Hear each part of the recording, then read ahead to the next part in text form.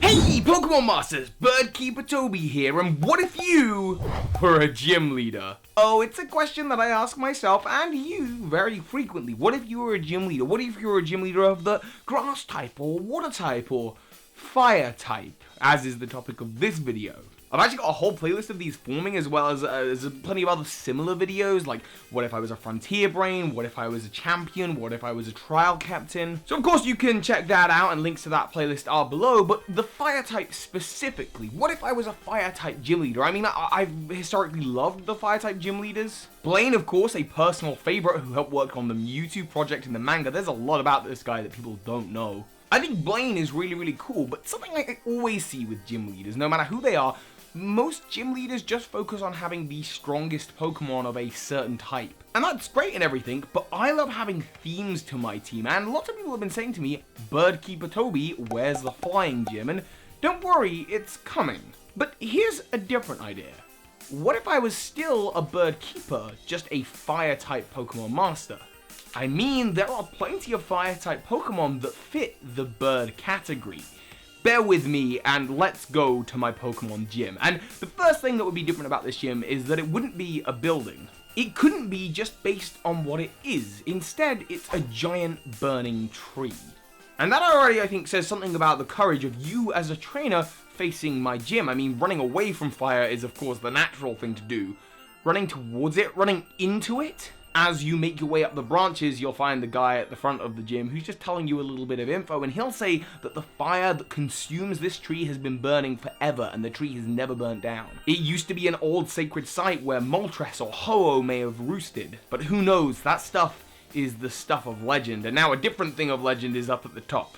The gym leader. Birdkeeper Toby. Now there isn't really going to be a gimmick or a puzzle for this gym. No, you will have to battle every gym trainer. And you'll do that by, much like the battle tree in Pokemon Sun and Moon, just going up to all these little nest areas. Except each nest will be consumed in flames, and the only way to progress onto the next area will be, of course, to beat the gym trainer.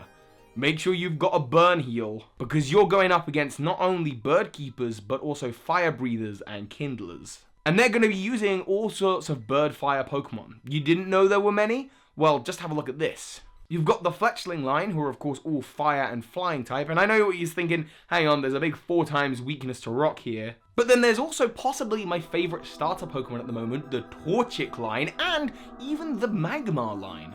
Magmar being a Pokemon that has taken past inspirations from birds. It has a beak. Now, as for gym placement, this gym is actually going to be a relatively early on one. It's going to be a third gym, so much like Whitney's gym, Lieutenant Surge, Watson. Typically, they focus on Pokemon that have only just evolved, like Lieutenant Surge's Raichu or Watson's Magneton, or Pokemon that don't have pre-evolutions or post-evolutions like Miltank, just Pokemon with all-round bulky stats. That'll be for the gym leader. Of course, like I say, you've got these gym trainers. And given that it's only the third gym in, you're looking at facing Pokemon like Fletchling, Fletchinder, Torchic, and Magby, so nothing too ferocious here.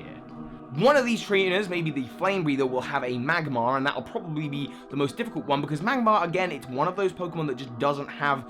It was originally designed to not have a pre-evolution. Magby didn't come in till Generation 2, so its stats are already pretty good, and they'll be good against what you've got with you on your team. Of course, you might have a Rock Pokemon, you might have some Water Pokemon. And Water, no doubt, is going to be a problem for me as a gym leader. I mean, after all, it's a Pokemon gym, it focuses on a type, but they tend to have weaknesses, and there's not a lot I can do about that. But I will try and counter you when you get to the top, and you get to that top nest, and you have your gym battle. Birdkeeper Toby will say how he used to be just a kid milling around the Johto region, training with his Doduo on Route 37. But I'll say, I saw Ho-Oh roosting upon the nearby Ecruteak Tower, and I thought, man, I think I love fire Pokemon just as much. And you have ignited my passion for battling, so we better get started. Out comes my first Pokemon, Oricorio.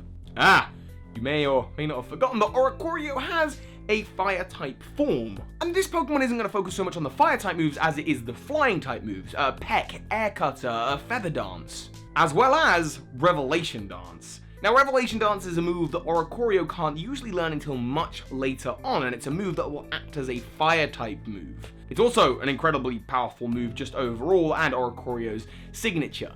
The thing is though, plenty of gyms and champions, including the first champion, Lance for example, are known for having Pokemon that have either evolved too early, like Lance's Dragonite, or Pokemon that maybe know moves that they shouldn't yet, and that will be part of the gimmick of this gym, overcoming the Oricorio that knows Revelation Dance.